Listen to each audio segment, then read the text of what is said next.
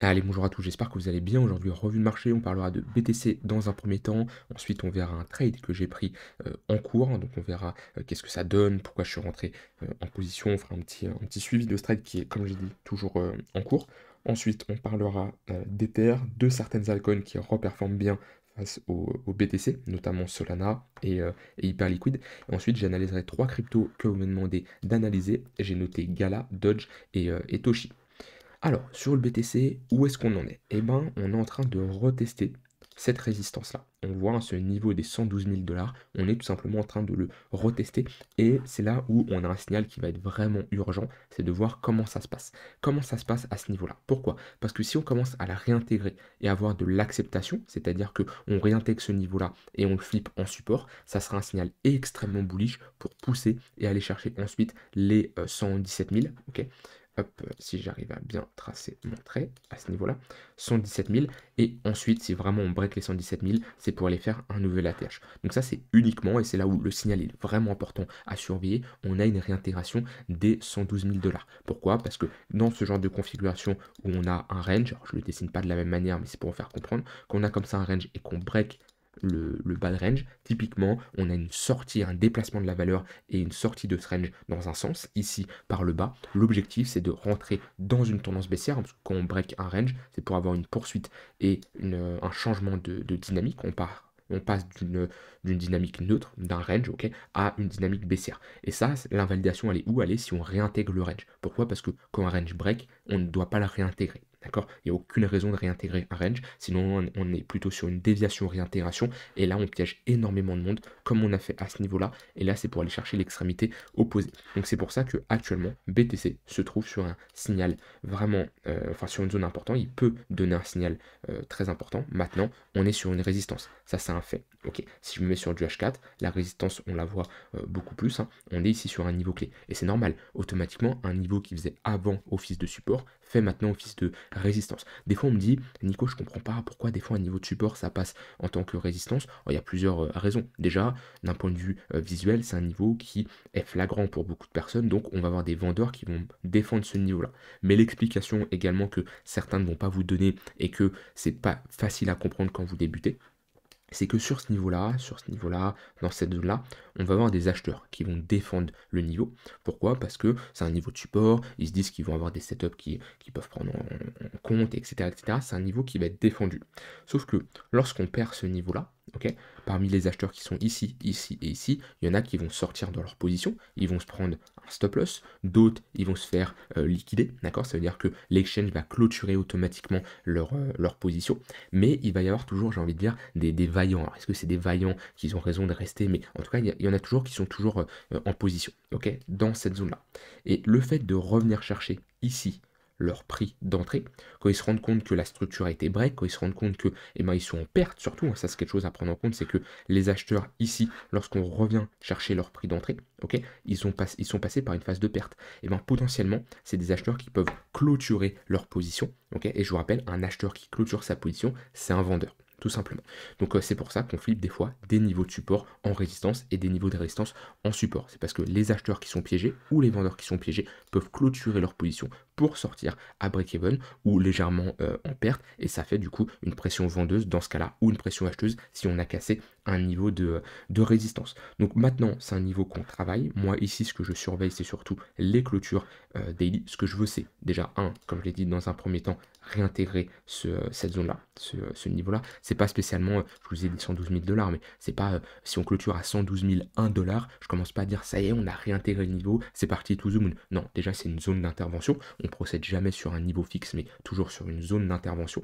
Et en plus, faut oui le break, mais l'accepter. C'est-à-dire que le pullback, avoir un pullback ou avoir une confirmation comme quoi c'est un niveau qui tient. Et on l'avait vu ici quand on a break, je vous ai dit, moi ici pour confirmer le break, ça c'est bon, c'est fait, on a une clôture en dessous de ce niveau-là, le break est confirmé.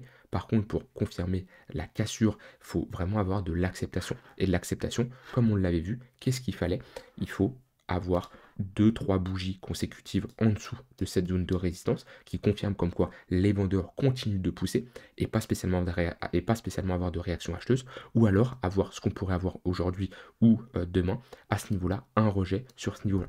Si on fait quelque chose comme ça et quelque chose comme ça, là c'est qu'on a de l'acceptation. On a le break plus de l'acceptation, là c'est un signal bearish. Pour le moment, on a juste un break, on n'a pas encore une vraie confirmation comme quoi on a des vendeurs qui acceptent ce niveau-là et qui confirment comme quoi la cassure a eu lieu, ok. Et c'est là où on peut avoir des fois des déviations, comme on a réalisé ici. Or là, on n'est même pas sur un break, vu qu'on voit, si je prends la mèche, on n'a même pas été chercher en dessous de ce niveau-là. Mais des fois, il peut y avoir des phases où on a, par exemple, on peut le prendre de ce niveau-là, hop.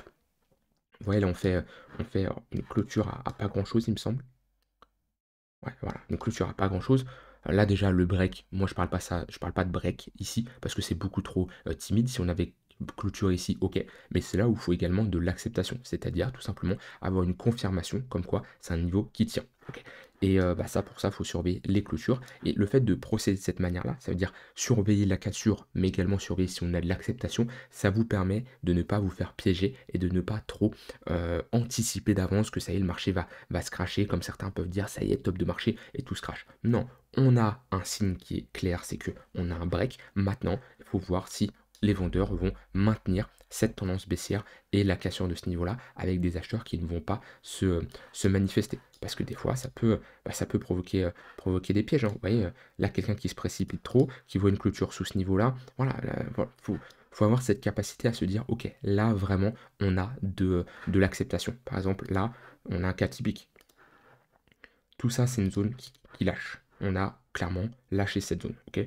On a ici clairement de l'acceptation. On peut le voir de deux manières. Au moment où on lâche ce niveau-là, on enfonce, on continue d'enfoncer, et on continue d'enfoncer, et on va vraiment bas, ok. Donc déjà, ça, c'est un premier signe qui nous montre que, ok, ce niveau a vraiment lâché. Et en plus, quand on y retourne, on rejette. On le voit bien, ok. Donc on a une double confirmation, comme quoi on a de l'acceptation. Et ensuite, qu'est-ce qu'on voit? Eh bien, on ne le réintègre pas. Alors oui, on le réintègre plus tard, mais entre-temps, on a eu une bonne dynamique baissière. Comparé à des fois, certains pièges, on n'a absolument pas de l'acceptation. Je ne sais pas si je peux prendre des exemples. Où est-ce que je peux prendre ça?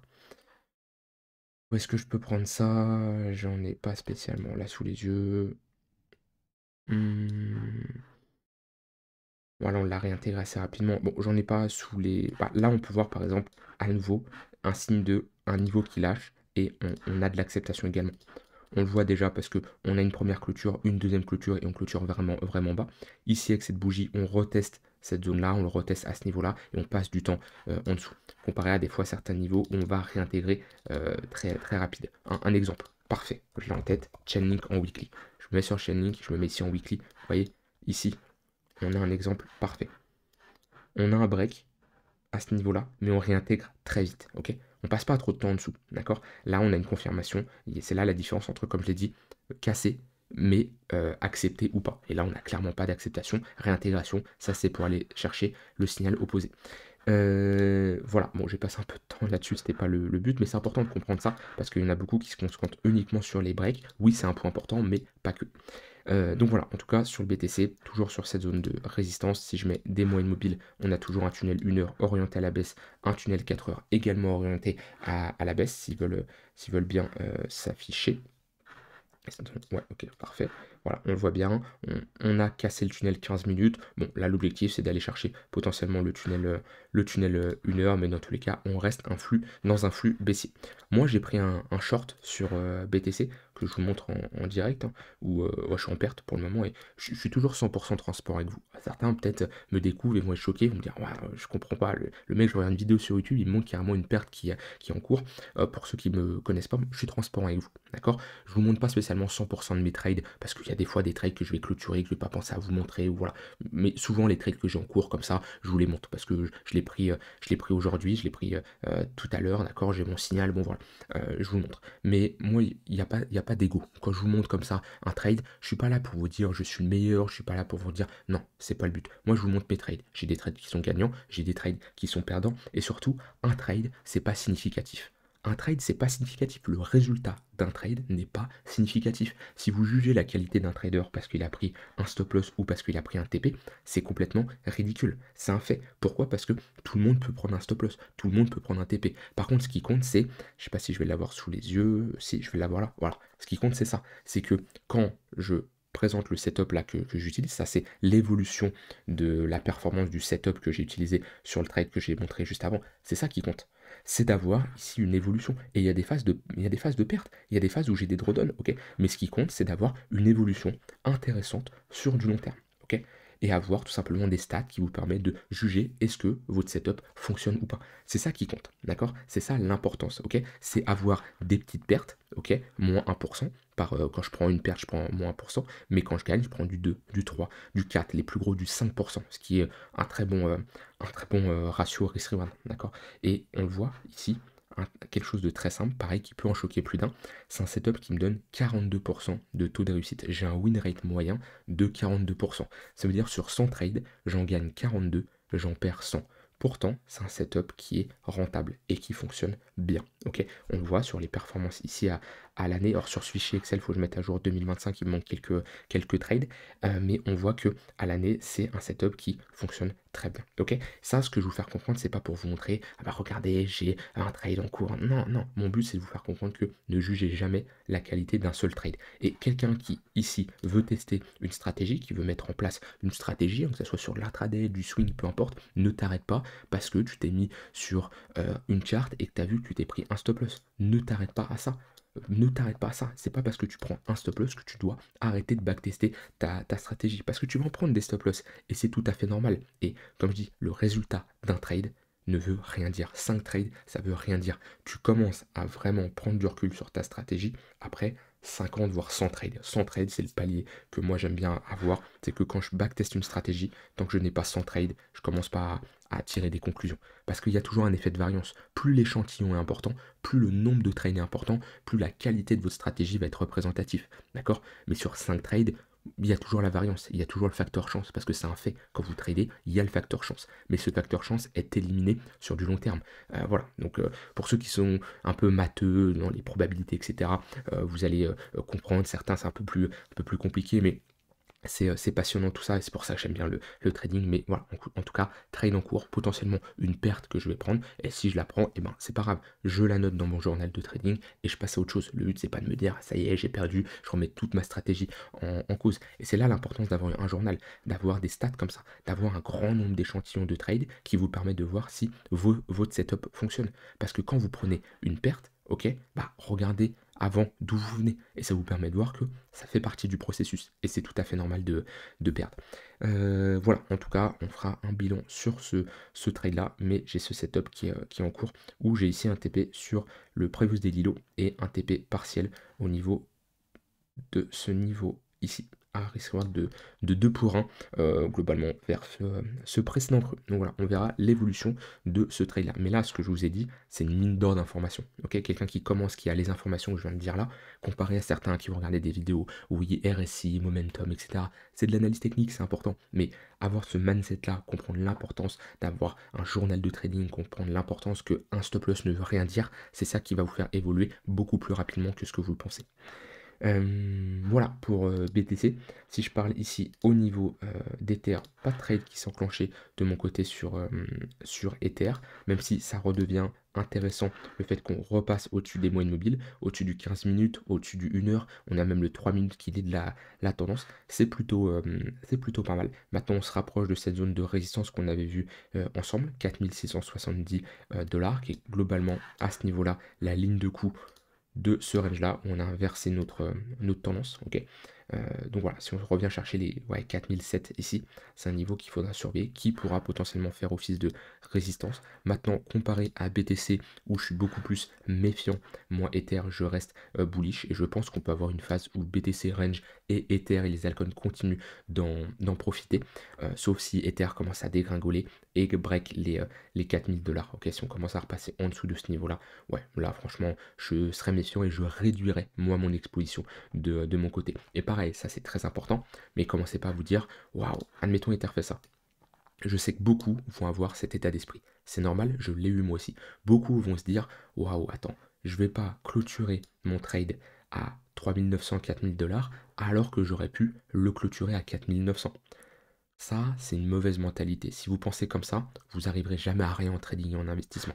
Parce que l'erreur que vous faites, c'est que là, vous avez, hop, l'évolution de vos toilettes. Ok, admettons que vous avez commencé ici à 1000 $ et actuellement vous êtes à, je sais pas, là le top, on va dire, c'est 5000 $. Allez, vous avez fait un x5 qui est une très bonne performance.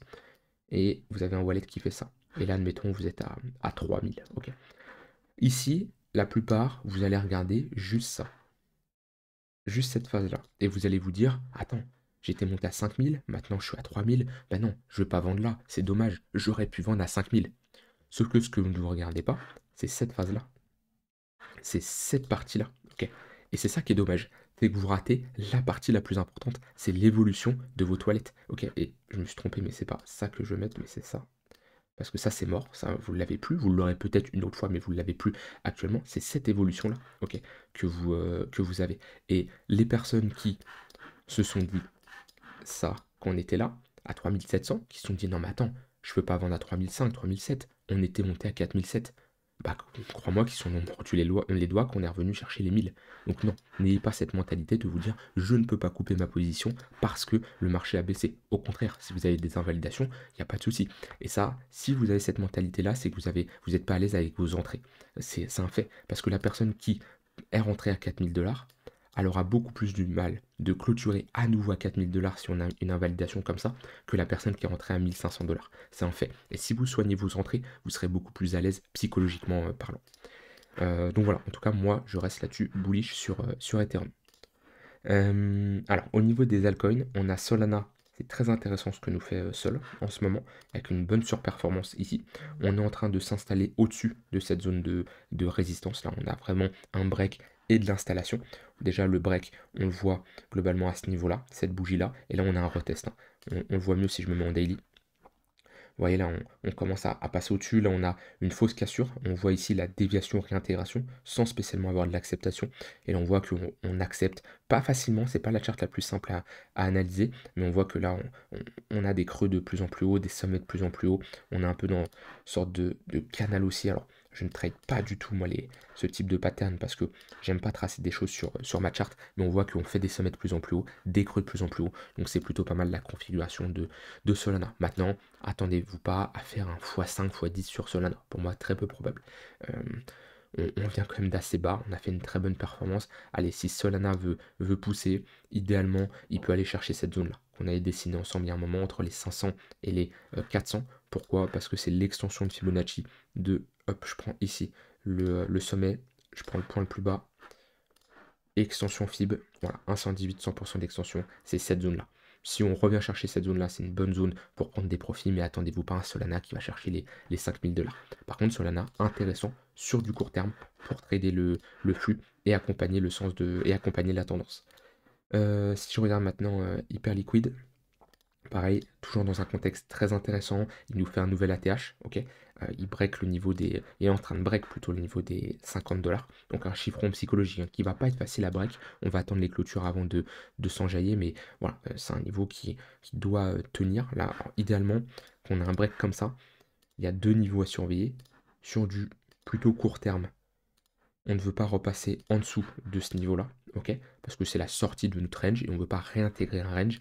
Et une invalidation un peu plus professionnelle, mais plus safe, ça dépend si vous êtes agressif ou pas. Moi, je préfère quand même cette invalidation, à nous donne de meilleurs résultats, mais on a un risk reward qui est moins intéressant en fonction de nos entrées. C'est une invalidation sous la bougie impulsive là, qui nous procure ce break-là, ce qui voudrait dire les 42 $, où j'aimerais pas repasser en dessous de ce creux-là. Quand je dis repasser, c'est pas spécialement avoir une mèche, c'est vraiment avoir une clôture sous ce niveau-là et avoir de l'acceptation. Mais là, Hyperliquid, c'est très intéressant sur du court moyen terme pour en faire de la continuation de tendance. Pareil, hein, on prend des moyennes mobiles, hop, et ici, qu'est-ce qu'on a?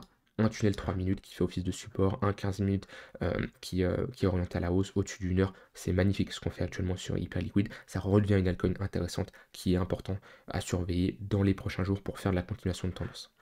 Alors maintenant, vos altcoins que vous m'avez demandé d'analyser, j'ai une bonne liste. À chaque fois, j'en fais 3 par 3. Ça va arriver, hein, les altcoins que vous m'avez dit, je les ai notés. C'est juste, bah, je dois avoir je dois avoir une quinzaine d'alcoins ici à analyser, donc je peux pas faire ça en une seule vidéo. Gala, ça en est où? Et ben ça en est que, il se passe pas grand-chose. À part que oui, on est sur un niveau de support très important, un gros niveau de support, puisque depuis 2023, c'est un niveau qui a longtemps tenu, hein. Ça fait 3 ans qu'on va être dans une phase de latéralisation, hein, même ça fait 3 ans clairement, depuis juin, juillet 2022. Tout ce qui revient chercher l'extrémité basse, c'est une bonne zone pour chercher des longues. Et qu'on regarde l'amplitude du range, il n'y a pas besoin de... Voilà, si je prends le point le plus bas au point le plus haut, allez, même pas, on va pas chercher le point le plus haut de tout en haut, on va aller chercher cette zone-là. 270%, allez, 300%, on est sur un x4 là. On est sur un x4, ce qui est suffisant pour faire de la perf. Il n'y a pas besoin de se dire, comme beaucoup peuvent le faire, tiens, je prends le point le plus bas, je prends la TH, et là, ils commencent à mesurer des performances hallucinantes, et ils se disent, non, je hold, tant qu'on ne fait pas la TH. Ça, c'est pas une mentalité, soyez un peu plus actif sur les marchés. C'est fini le buy and hold, attendre 10 ans et faire un x100. Non, il faut être un peu plus actif, il faut avoir une stratégie, il faut avoir un plan, et tout ça, bien sûr, ça se pratique, ça s'acquérit avec le temps, mais vous ferez beaucoup plus de perfs comme ça. Là, sur Gala, honnêtement, la chart est pas intéressante pour du long terme tant qu'on évolue sous le tunnel daily. Elle redeviendra intéressante si on commence à clôturer au-dessus de ce niveau-là. Invalidation sous le plus bas, hein. Si on fait un all-time low, ça y est, on passe à autre chose. Et ouais, idéalement, il faudrait casser ce niveau-là pour valider une pattern de retournement. À chaque fois qu'on a fait une pattern de retournement, comme ici, validation de cette pattern de retournement, de cette pattern de retournement, de celle-ci, et ben on a eu une bonne explosion après. Donc c'est ce qu'il va falloir surveiller. Puis là sur du court terme, pareil, hein, c'est pas intéressant. Je le vois d'avance. Ouais, regardez, hop. Le 4 heures qui est plat, le 1 heure qui est plat, le 15 minutes qui est plat, il n'y a rien à faire. Il n'y a pas de trading de tendance là-dessus. Donc faut attendre d'avoir un momentum pour pouvoir trader la tendance de ce flux-là.